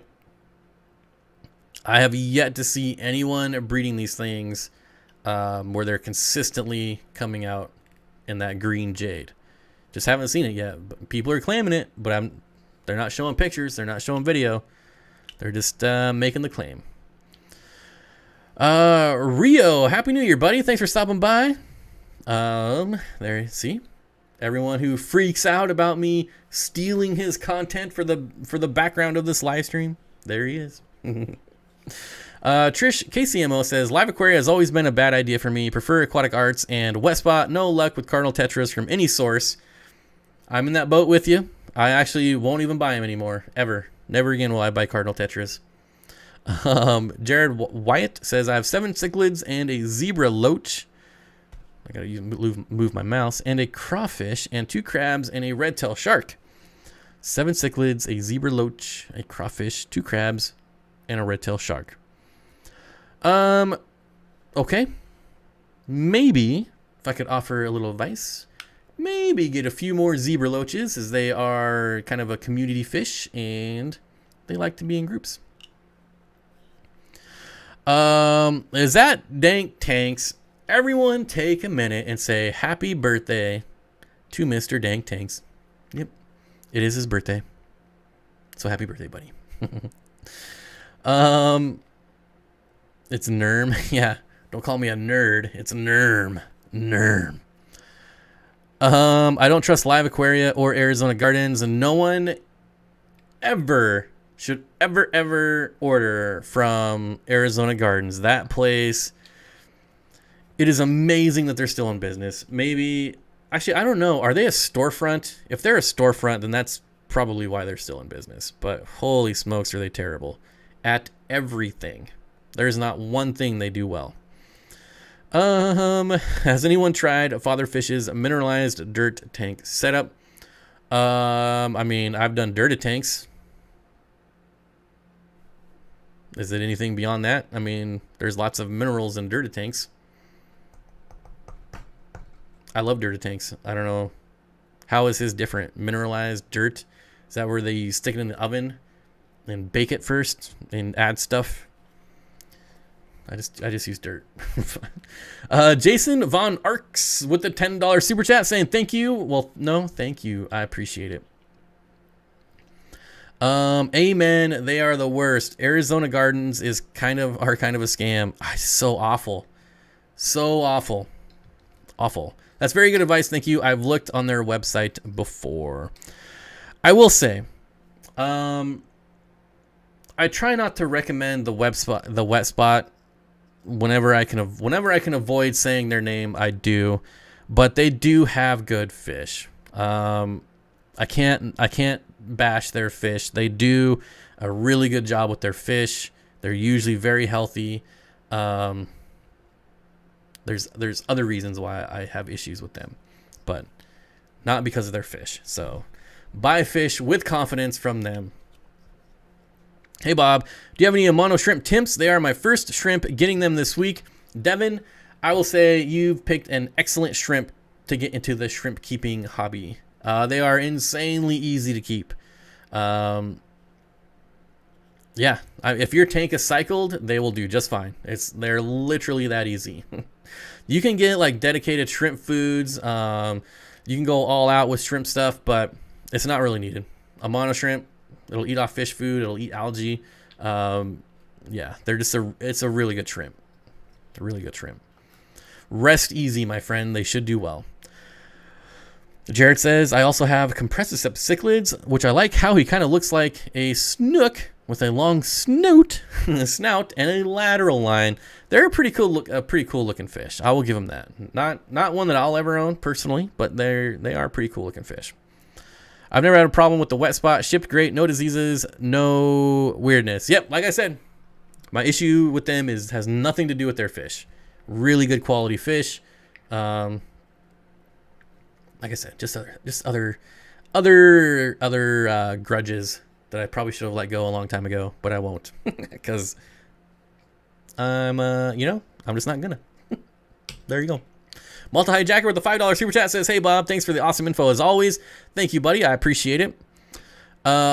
Just higher price for shipping. Well, see, for me, shipping from Wet Spot is really cheap because I'm in their 1-day UPS zone. So it's only like $20 for next day shipping for me. So that's pretty cool. All Things Fish says, in 15 years, I've never heard of anything good about Arizona Gardens. I have no idea how they are still in business, right? I don't understand how a company can operate like that. I understand if maybe somebody's answered if they have a storefront. If they have a storefront, then I can understand. But still, you can with a storefront, you can get away with a lot of bad customer service for a long time. Emily says, appreciate the combo. Nice stream tonight. Must head out. Well, thank you for stopping by. I appreciate it. I don't think he bakes, but adds many minerals and then caps with sand. I'm trying it right now in a 40 breeder. I will keep you all posted. Oh, excuse me. That kind of snuck out. I've done dirted tanks many times. When I set up my 300 gallon, I'm actually most likely going to do dirt. And I don't know. I've never had the need to add extra minerals. I'm not saying that you shouldn't or that it's a bad thing that you do. But I don't know. I just, maybe it depends on what kind of dirt you're buying. If you're buying like the cheapest of the cheap, maybe you need to add the minerals. I don't know. I just don't know. What else do we got going on here?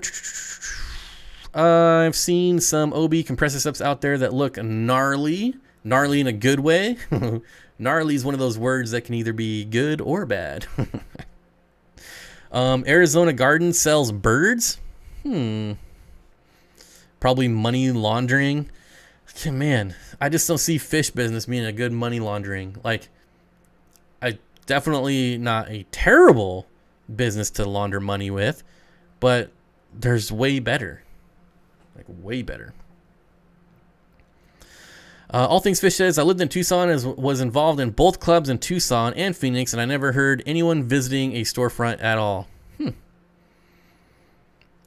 Arizona Garden sells birds too. I think they have a storefront. I think they have a storefront, but I don't know. Either way, I feel like we're giving them far too much advertising. Even though it's bad advertising, it's still advertising. Steenfott Aquatics, besides Siamese algae eater, what do you suggest for black beard algae? I've tried peroxide. Well, you can increase your flow. Blackbeard algae generally does not like flow. So maybe get like a power head and point it at to where your blackbeard algae is. What is it, like the Florida flagfish, I believe, eats blackbeard algae. Bob, accountant to the cartel. There's just way easier ways to money launder. to launder money, I should say. See, I definitely don't launder money for a living because I don't even say it right. Hey, Bob, do you have any channel suggestions out there that focus on Malawi cichlids? Ooh, cichlid channels, huh? Boy, when I started YouTube, cichlid channels were all the rage. And now look, where are they now? They're either monster fish channels or community channels. Let's see.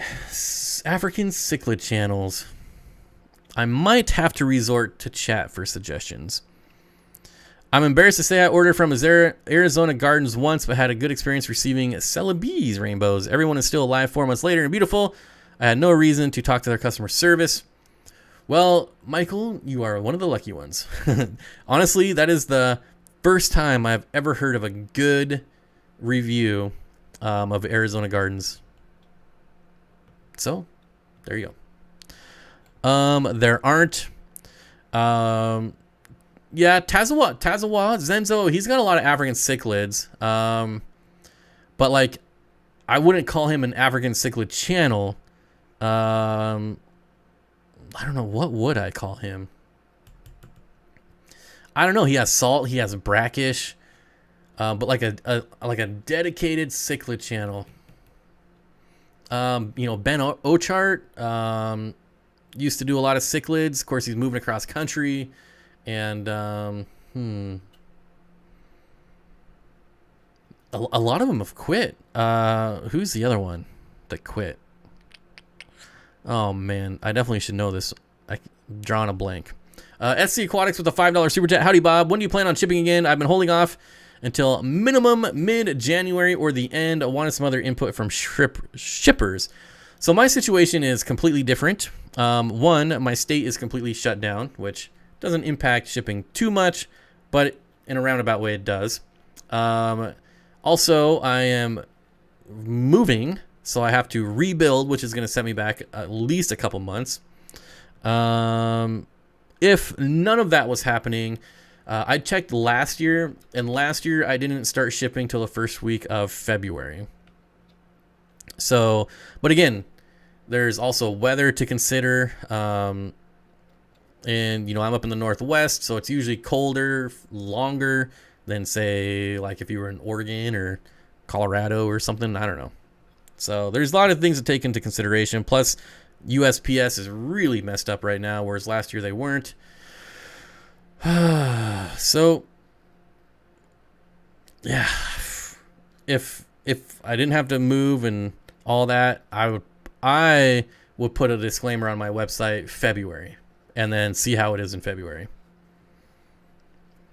Primetime Aquatic does African cichlids. Yeah, but I'm thinking like a channel that's only, so they do planet tanks and nano tanks and all kinds of stuff. Whereas before, Steve Poland, that's it. Like Steve Poland, he only did African cichlids, as far as I remember. And there used to be a lot of channels that were only African cichlids, and they've all just, I don't know, maybe cichlids are just not very popular anymore. I think they're awesome, but again, I don't have hardly any. I know KD Tropicals has a ton of cichlid videos. Also, Primetime Aquatics, neither are cichlid channels. Yeah, so current cichlid channels, I can't think of any. Someone says King and Queen cichlids. They're South American, the bigger cichlids, not African. We're specifically looking for African. Are coolie loaches better in groups? Yes. And how many? As many as you can afford, or as you have space for. They definitely are very social. And when you keep like 20 of them, because I've kept like 40 of them in a 10-gallon tank, and they go crazy. They're awesome to watch. Do you have experience with Aquahuna? Thinking of getting a 10 coolie loaches? So I will say the Aquahuna has come a long way in the last year with the quality of their fish and the quality of their customer service. They've been putting a lot of time, effort, and resources into their business as far as resale.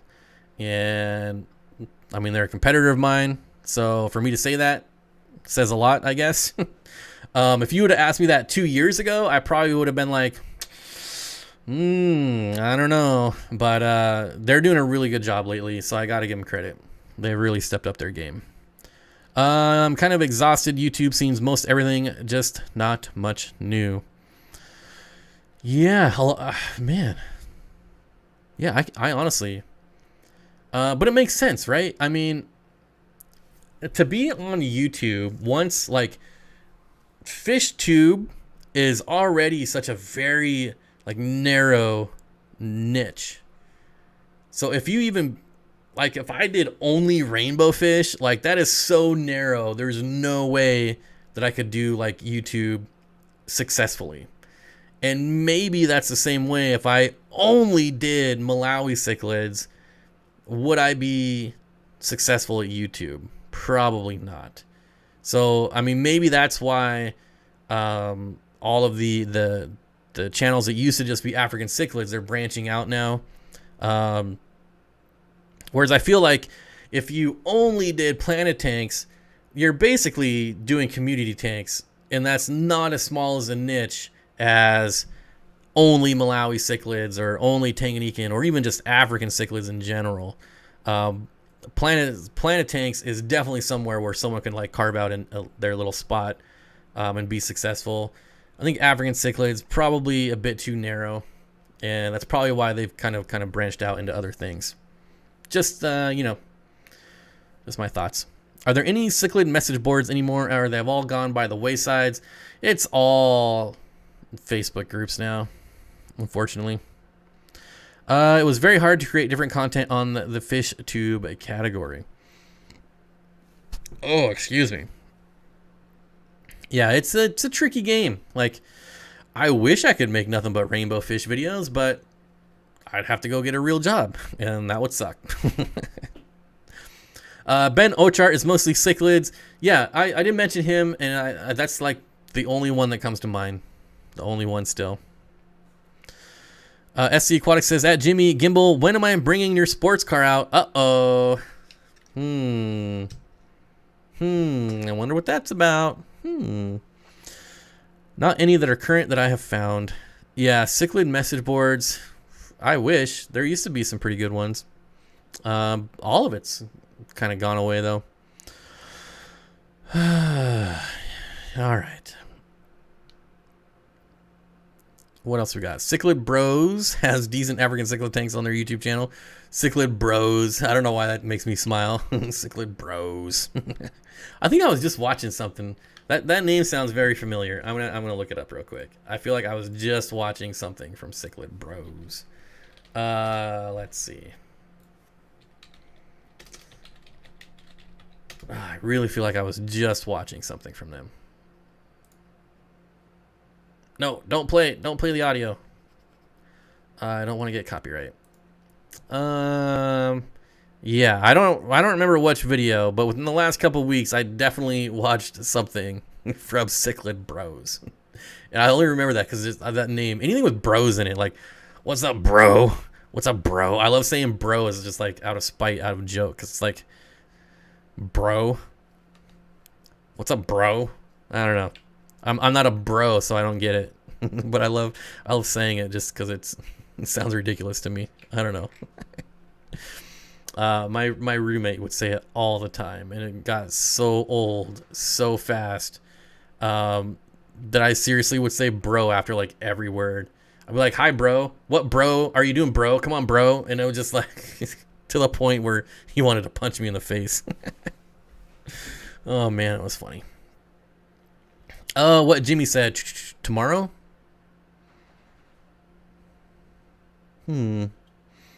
Tomorrow, I guess.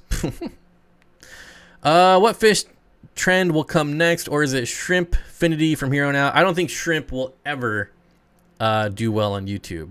That's way too narrow. Look at the channels that have tried to do shrimp only, and it just doesn't work. I mean, it works if you're not trying to like do YouTube successfully. If you're just doing it for fun, then yeah, it works. But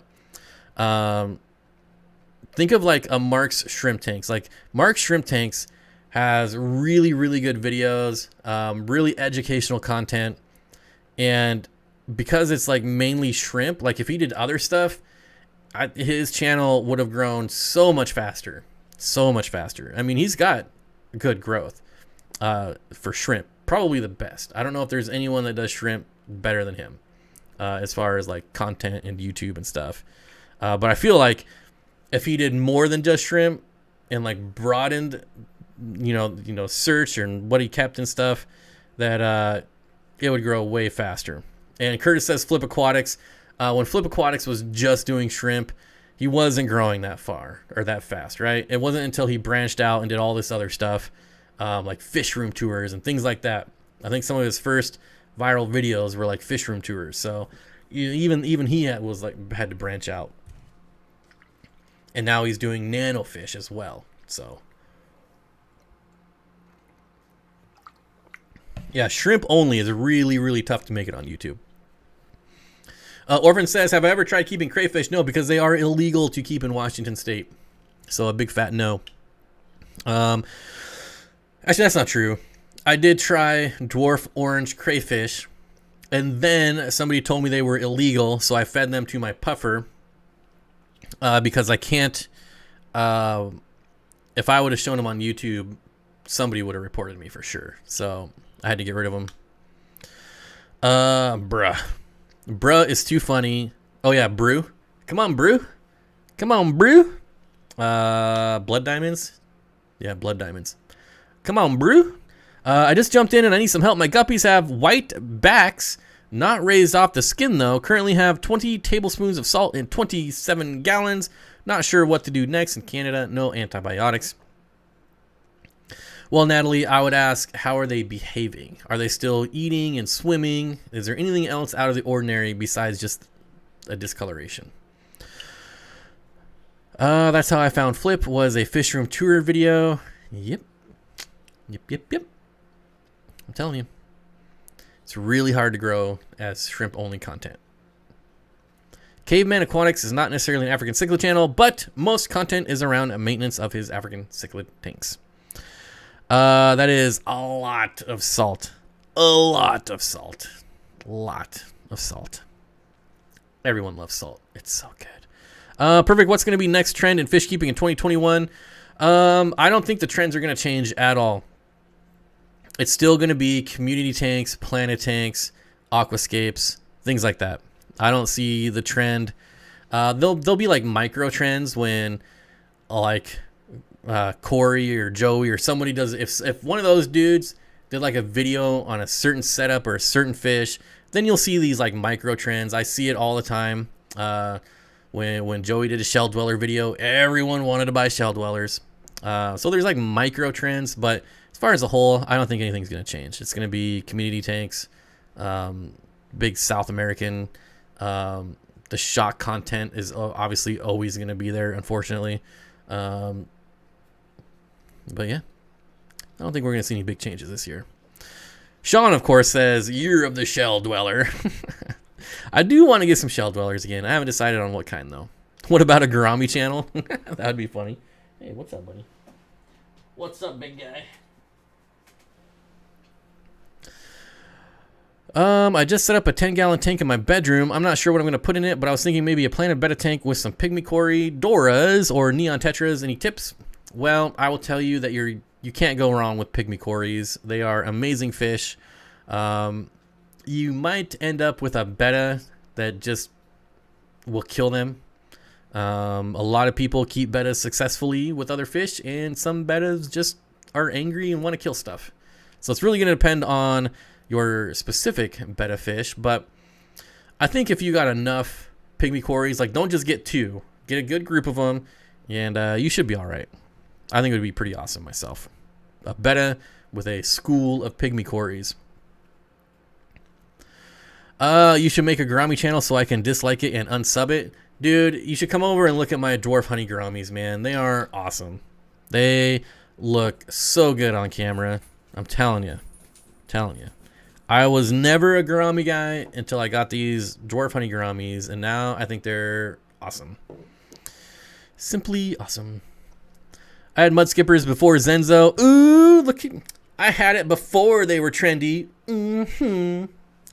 Okay, that was my candy impression, and I'm definitely going to get yelled at for that. What's the best angelfish tank mates that is a tetra that won't fin nip? How about green neon tetras? I don't know why that took so long, but it did. When are we going to see them? That is an excellent question. I'm really liking how this 125 is turning out, so maybe I'll do a video on it. I don't know how to make a video about it without it being like just a very depressing video, because the circumstances of the tank are kind of depressing, but I do like how it's turning out, if that matters. I just thought about it really. Candy set any fish trend she wanted. Could set any fish trend. I had mud skippers in 1997. Candy block the host. Can Candy ban me? I wonder if I can ban Candy. Yeah. Even I can ban moderators. I never checked that before. We have some type of crayfish here in the rivers in California. They're good eaten, according to my neighbor. Yes, we have them here. We can go and set traps and eat them and fry them up. We just can't put them in our aquarium. And I can't buy them from a fish store and put them in my aquarium. Which is ridiculous. But it's one of the few that I guess kind of makes sense, because a lot of them could survive out here in Washington. So at least it kind of makes sense. But when you start talking about like Asian arowanas, those things aren't going to survive out here. They should be legal. They should be legal. So the guppies with the white backs are active and eating well. Vibrant colors, making fry, but the white patches are growing and new. I'd be curious to see what they look like. I don't know if you're on Facebook, but you can like join Facebook fish groups and post pictures.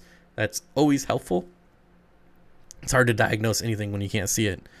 Glowline black Rio tetras are my favorite, or Pristilla tetras. So I want to say that the Pristilla tetras, in my experience, have been fin nippers, but they are really cool. The Von Rio tetras also can have a habit of fin nipping. I do Do I have any of those right now? No, but I have kept quite a few hundred of them over the last year. And they can be a bit fin nippy as well. Everything survives in Florida. You guys got everything there. Absolutely everything. Yes, the Aquarium Co-op Forum would be a good place to post a picture and ask for help. The CARES Forum, if maybe somebody has a link, they can post it. I will get that link right now.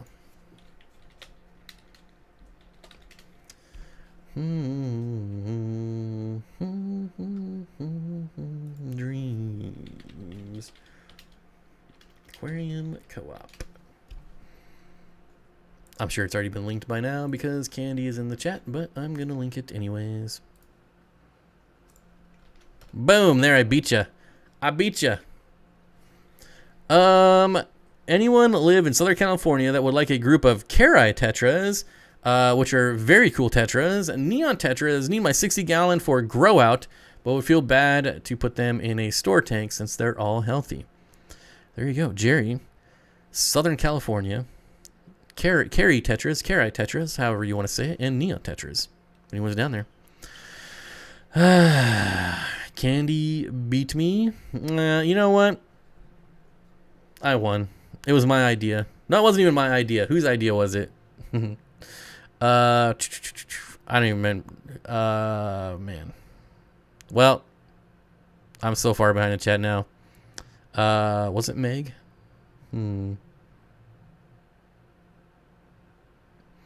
Honey gouramis are seriously the best. Not many yellow fish stand out as the honey gourami. There you go, Jimmy. Rio even backs me up on them. Shelby Dog 0911. Hello. Thanks for stopping by. Scroll up, beat you by an hour. Nope. The only thing I see is me linking it, so I guess that means I won. Bob, you can't beat AI. You should know that. Oh, I can. I have beat the computer so many times at chess, you don't even know. The Tetra are faster than the angels. I believe the guppies can take loads and loads of salt since they can be raised in brackish. I wouldn't do that much with other species. Just keep in mind that that's a completely different type of salt. When you're talking about salt for brackish and saltwater tanks, that is a different salt.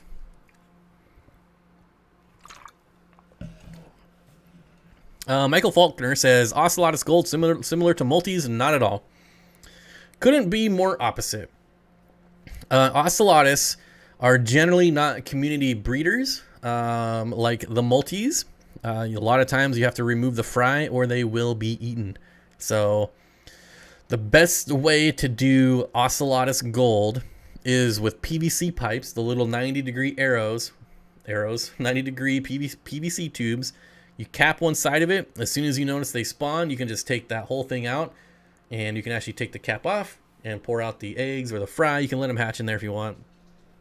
If you do it with shells, obviously that's going to be impossible to get them out of the shell. So I would definitely do the PVC trick. Definitely the way to go. Best way to get algae off of Anubias and Java Fern. My bladder snails seem to ignore it. If you really want to get rid of it, hydrogen peroxide. Really fast though. Like spray it for like a half a second and then, dip it in water extremely fast. If you let it sit on it too long, it obviously will kill the plant as well. But yeah. LOL Bob, I'm here. I had to erase what I was typing. This is how Skynet's already started. Have you seen these Terminators they got out that are doing like dance moves and backflips and oh man, they're doing some crazy stuff, man. The T2000 is going to be here in no time, I'm telling you. What salt concentration should I do for guppies, assuming columnaris? A good point about the type of salt. Thanks. So I really dislike giving medical advice for fish. One, I don't know if it's columnaris. It could be. Also, if I do a suggestion and it ends up killing your fish, then I get blamed for it. So I generally try to stay away from diagnosing and suggesting treatments. Unfortunately, I've been yelled at too many times. My 2 honeygourami are so sweet and peaceful. I love them. Yep, I think now I'm just, I was going to try to keep my honeygourami, but now I think I'm just going to take him down to Jimmy's house and just leave him on his counter. Say, there you go, buddy. Now you got honeygouramis. Holy smokes, it is already after, it is 7 o'clock already? How has it been 2 hours? Man, did I need this. This was definitely a fun time for me. A break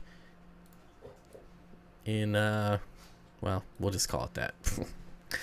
Well, thanks everyone for coming and hanging out. I can't believe it's already been 2 hours. I have to thank a few people here: Fish Tank Barn, Furloughs Aquatics, Mark, and Jason for becoming members. Super helpful right now. I appreciate it. Regina, Rach, Michael, Xana Doodoo, Mike's Aquatics and Things, Jason, Multi-Jacker, and SC Aquatics. Thank you for the super chats. I want to thank everyone, of course, for coming and hanging out, watching and subscribing and lurking. It all helps so much. I'm even going to thank the people that thumbs down, because the joke's on you and that actually helps me too. So thank you for the thumbs down, and a special thanks to the mods. I know I joke, but I really appreciate the links and just helping out in general. And Curtis says, yeah, that went by. I can't believe it. Like, I was expecting it to be like 6 o'clock and another hour to go. But when the dogs start bugging me, I kind of know that we're close to that 2 hour mark. So now they're like, oh, get off me. I can't even move. Okay. I'm going to let you see Arlo here as we sign off. Come on, buddy. Oh, yeah. Hey, buddy. Oh, look at you. Look on the camera. Look at the camera. Ooh, see your face there. See your face. Look how big you are. Oh, you're so big. Oh, thanks. Thanks. He loves to sneak in and like ninja French kiss me. It's gross. Gross. All right, guys. Thanks for hanging out. I appreciate it. And I hope to see you all next week, bright and early, 5 p.m. Pacific. And I hope you all have a great week. And Happy New Year.